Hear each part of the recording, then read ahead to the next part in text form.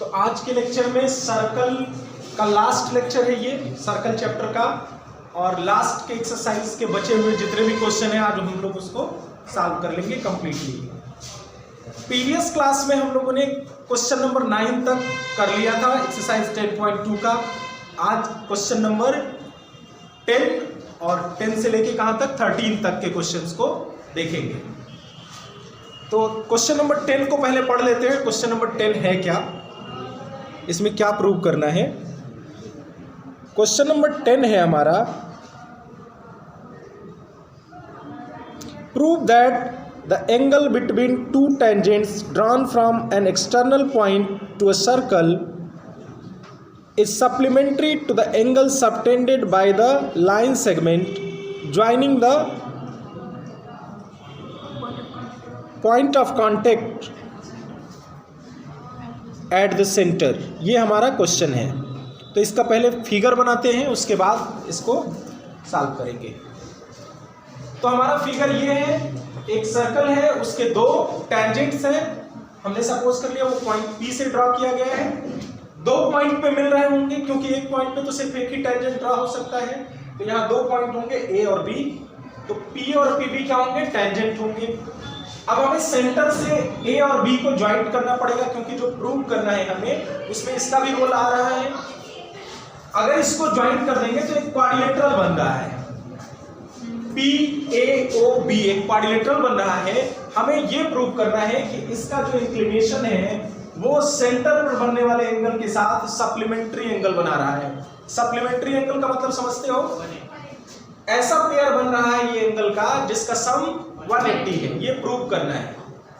तो बहुत इजी है, देखिए पहले मैं आपको मैथमेटिकली समझा देता हूँ फिर सिस्टमेटिक लिखेंगे। आपको ये पता है कि टेंजेंट रेडियस पे परपेंडिकुलर होता है। OA OB दोनों क्या है, रेडियस है। PA PB टेंजेंट है। तो OA PA पर परपेंडिकुलर है और OB PB पर परपेंडिकुलर है। परपेंडिकुलर होने का मतलब ये एंगल 90 डिग्री का होगा, ये 90 डिग्री का होगा। अब एक क्वाड्रिलेटरल में अगर दो एंगल अलग अलग 90 डिग्री के हैं तो बाकी जो दो बचे वो कितने के होंगे, दोनों का सम 180 होगा क्योंकि टोटल सम कितना होता है क्वाड्रिलेटरल के सभी एंगल का, 360। तो यहाँ पे कितना हो जाएगा, इन दोनों का सम 180। और यही हमें प्रूव भी करना है। तो पहले जैसे थ्योरम प्रूव करते हैं उस एल्गोरिथम की तरह पहले लिखेंगे इसको systematic. What is given in this statement, in this question, PA and PB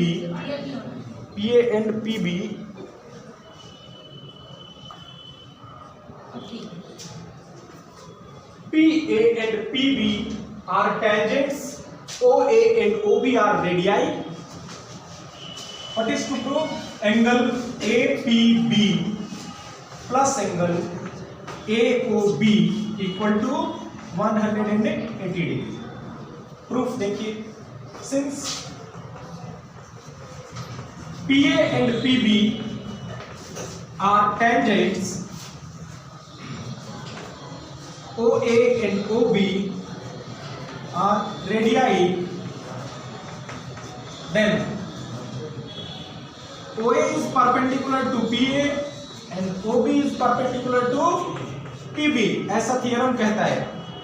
जो प्रीवियस हम लोग थियरम प्रूव किए हैं उसमें यही प्रूव किए कि पहला ही थियरम था, रेडियस टेंजेंट पे क्या होता है, परपेंडिकुलर होता है। Then angle A equal to angle B equal to 90 degree. In quadrilateral PAOB 90 plus 90 plus angle PAPB plus angle AOB equal to 360 because sum of all interior angles of a quadrilateral is 360 degree. Then angle APB plus angle AOB is equal to 360 minus 180 equal to 180 degree. Proved.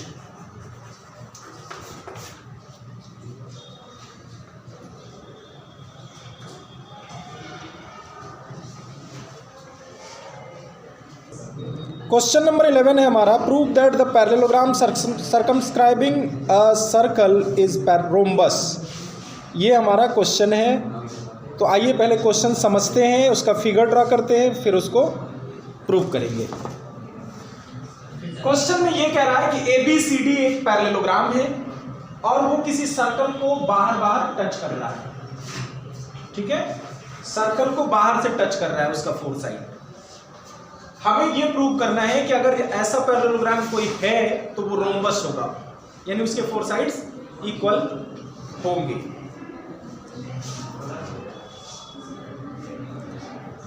उसके four sides equal होंगे।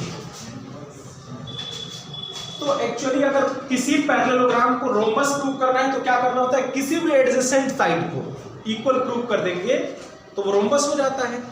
Parallelogram के adjacent side अगर equal हो गए, adjacent समझते हो ना, एक साथ जुड़े हुए दो साइड अगर इक्वल हो गए तो ये रोम्बस बन जाता है। तो हमें यही प्रूव करना है, AB is equal to CD, AB is equal to AD। बहुत सिंपल है। पहले देखो गिवन स्टेटमेंट हमने लिखा ABCD is parallelogram circumscribing a circle. ये गिवन स्टेटमेंट है हमारा, ये पैरेललोग्राम भी है और सर्कल को टच भी कर रहा है। To prove ABCD is rhombus, ये प्रूव करना है। कंस्ट्रक्शन एक करना पड़ेगा, जहां जहां ये टच कर रहा है पहले उसका नेमिंग कर लिया हमने PQRS, और फिर क्या किया, सेंटर से सबको ज्वाइन कर दिया, OP OQ OR OS OA OB OC OD सबको। ठीक है, अब प्रूफ देखते हैं। किसी तरह से हमें क्या प्रूफ करना है कि AB is equal to AD। थोड़ा सा हमें ये पता है कि AP इज इक्वल टू तो AS होगा, क्योंकि सेम पॉइंट से दो टेंजेंट है। AP is equal to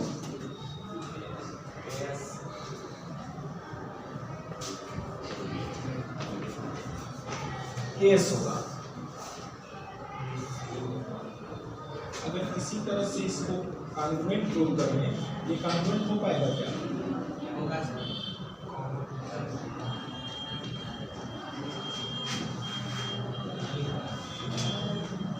AP is equal to AS हो गया। इसी तरह से क्या होगा, BP is equal to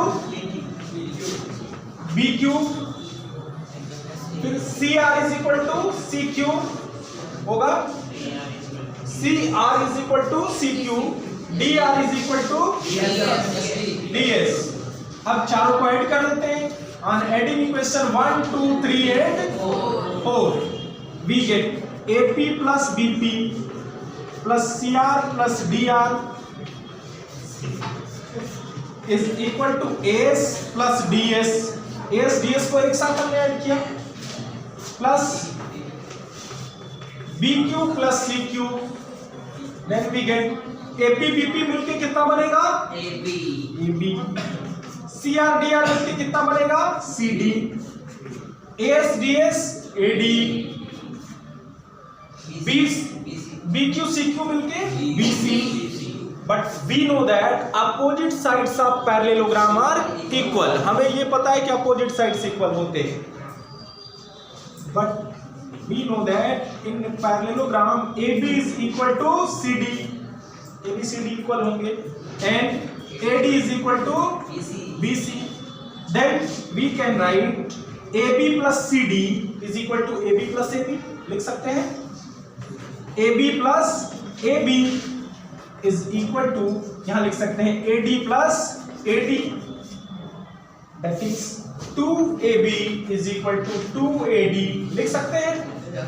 then AB is equal to AD, और कहीं भी दो एडजेसेंट साइड इक्वल हो गए तो पैरेललोग्राम क्या बनेगा, rhombus. This shows that ABCD is rhombus. Prove.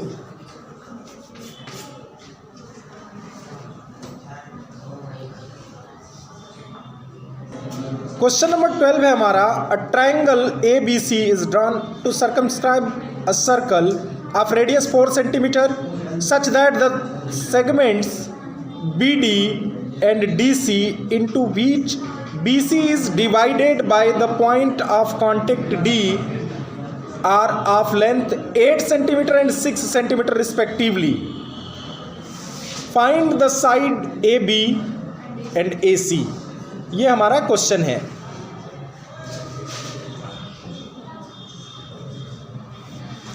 अब इस क्वेश्चन से रिलेटेड हमने फिगर ड्रा कर लिया है।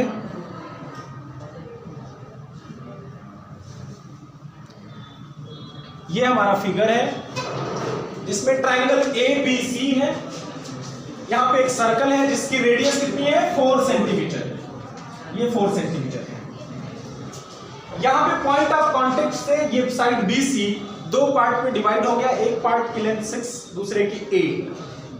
हमें अब AC और AB की लेंथ फाइंड करनी है। तो सबसे पहले यहाँ ज्योमेट्री समझेंगे।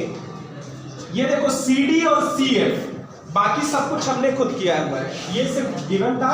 हमने OC, OB, OA, OE, OF सबको ज्वाइन किया, तो बहुत सारे ट्राइंगल इसमें बन गए। तो हमें ये पता है कि OA इज इक्वल टू जितना OD होगा रेडियस उतना ही OE होगा, उतना ही OF होगा, और ये सब कितने होंगे 4 सेंटीमीटर। अब देखो यहाँ पे हम अगर सपोज कर लें CD इज इक्वल टू 6 है, तो CF कितना होगा, दोनों सेम पॉइंट से टेंजेंट है। CF is equal to CD is equal to 6, और जितना BD है उतना ही BE होगा। BD is equal to B is equal to 8 centimetre. अब इधर का कोई साइड हमें पता नहीं है पहले से, तो उसको हम क्या करेंगे, सपोज करेंगे कोई वेरिएबल, हमने सपोज कर लिया x है। Let A is equal to x, अगर A ही x होगा तो A भी कितना होगा x ही होगा, सेम पॉइंट से टेंजेंट है। अब यहां पर हम थोड़ा सा ट्रिक लगाने वाले हैं। कौन सा ट्रिक यूज होगा हमारा, हम एक ट्रायंगल की एरिया निकालने के बहुत सारे मेथड जानते हैं, तो हम लोग एक ही ट्रायंगल की एरिया दो मेथड से निकालेंगे। पहला तो ट्रायंगल ABC की एरिया को 3 पार्ट में डिवाइड करके निकालेंगे। Area of triangle AOC plus BOC plus AOB, अगर तीनों की एरिया ऐड करें तो बनेगा क्या, एरिया ऑफ ट्रायंगल ABC। तो AOB, BOC और AOC इन तीनों की एरिया को हम 1/2 बेस इंटू हाइट वाले फार्मूला से निकालेंगे, क्योंकि बेस गिवन है और हाइट भी इसकी पता है हमें 4 सेंटीमीटर 4 सेंटीमीटर 4 सेंटीमीटर। और ट्रायंगल ABC की एरिया को हेरोन फार्मूला से निकालेंगे, जिसमें S सेमी पेरीमीटर होता है, S minus A S minus B S minus C होता है अंडर रूट में, और दोनों को इक्वल रखेंगे। जब एक ही ट्रायंगल की एरिया है तो चाहे किसी भी मेथड से निकालें वो तो इक्वल आएगी। फिर उसके बाद सॉल्व करेंगे तो x में एक इक्वेशन बनेगा और वहां से x की वैल्यू निकलेगी। अगर x की वैल्यू निकल गई तो AB भी निकल जाएगा और AC भी निकल जाएगा। तो पहले A निकालते हैं। A कितना होगा, A मतलब एंगल A के सामने वाली साइड की लेंथ कितनी है, उसी को स्मॉल a से डिनोट करते हैं। तो है 6 + 8 14। B कितना है 6 + x, B के सामने वाला एंगल, और ये है 8 + x। देन सेमी पेरीमीटर कितना होगा, 14 + 6 + x + 8 + x/2। टोटल होगा 14 + 14 28 + 2x, यही होगा ना। 2 से डिवाइड करेंगे तो मिलेगा क्या 14 + x। s - a कितना होगा, अब इसमें से इसको घटा दीजिए 14 को, तो क्या बचेगा x। s - b कितना होगा, 14 + x में से 6 + x घटाइए, कितना बचेगा 8। s - c 14 + x में से 8 + x सब्ट्रैक्ट करो, कितना बचेगा 6। अब हम ये फार्मूला लिखेंगे, area of triangle AOC plus area of triangle BOC plus area of triangle AOB। तीनों की एरिया का सम कर रहे हैं, AOC, COB और BOA, तो हमें क्या मिल रहा है, एरिया ऑफ ट्रायंगल ABC मिल रहा है।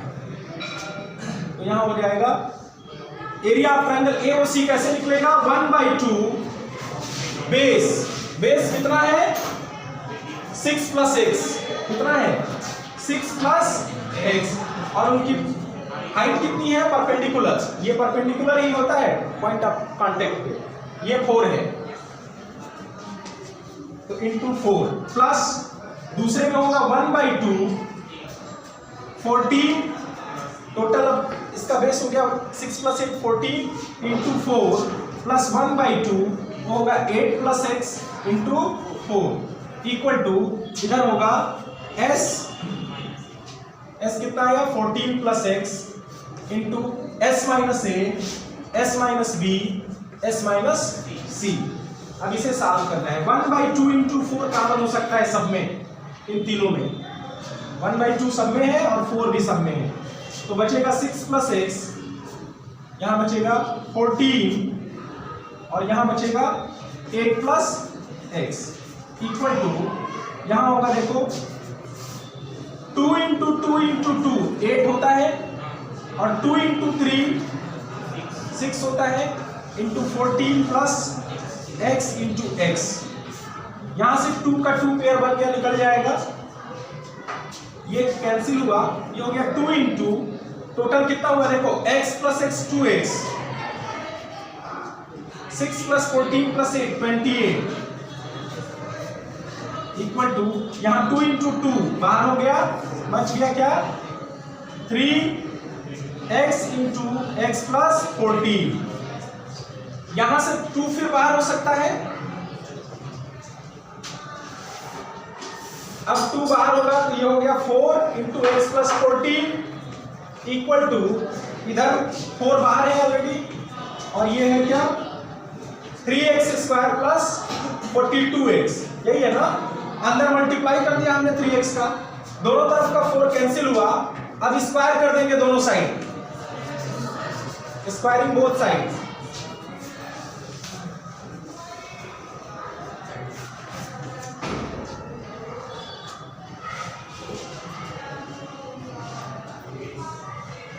तो अब एक इक्वेशन मिलेगा हम लोगों को, यहाँ पे x square plus 28x plus 196 x plus 14 का होल स्क्वायर है और इधर क्या होगा 3x स्क्वायर प्लस 42x।